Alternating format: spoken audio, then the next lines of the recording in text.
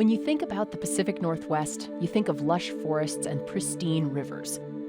But there's a hidden history that's left a lasting environmental legacy. This story began 75 years ago.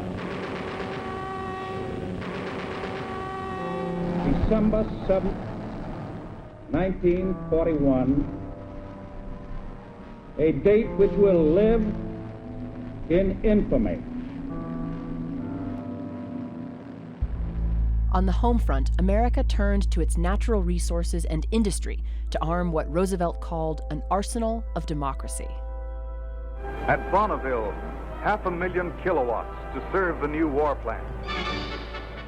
In the far northwesternmost corner of the country, a struggling aviation company called Boeing stepped up.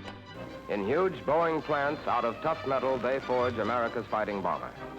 Boeing's revolutionary B-17 Flying Fortress would change the course of World War II. In a matter of months, thousands of these bombers blackened the skies over France and Germany. The firepower of a dozen or more high-rate 50-caliber machine guns. A bomb load of 3.5 tons. The B-17 was called the plane that won the war.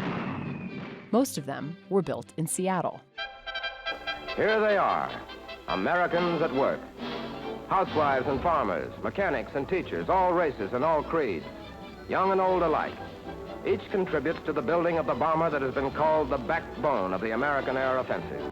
30,000 Boeing workers, churning out 15 planes a day.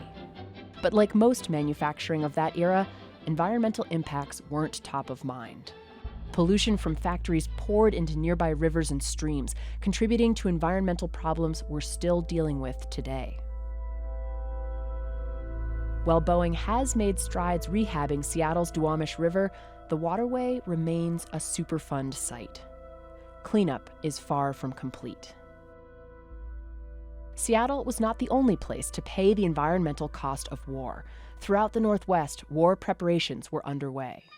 Timber was logged for airplane hangars and troop barracks. Portland turned out warships by the hundreds.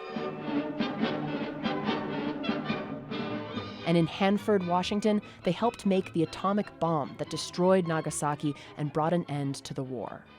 No one worried about the environmental toll these efforts would take. Victory was the priority.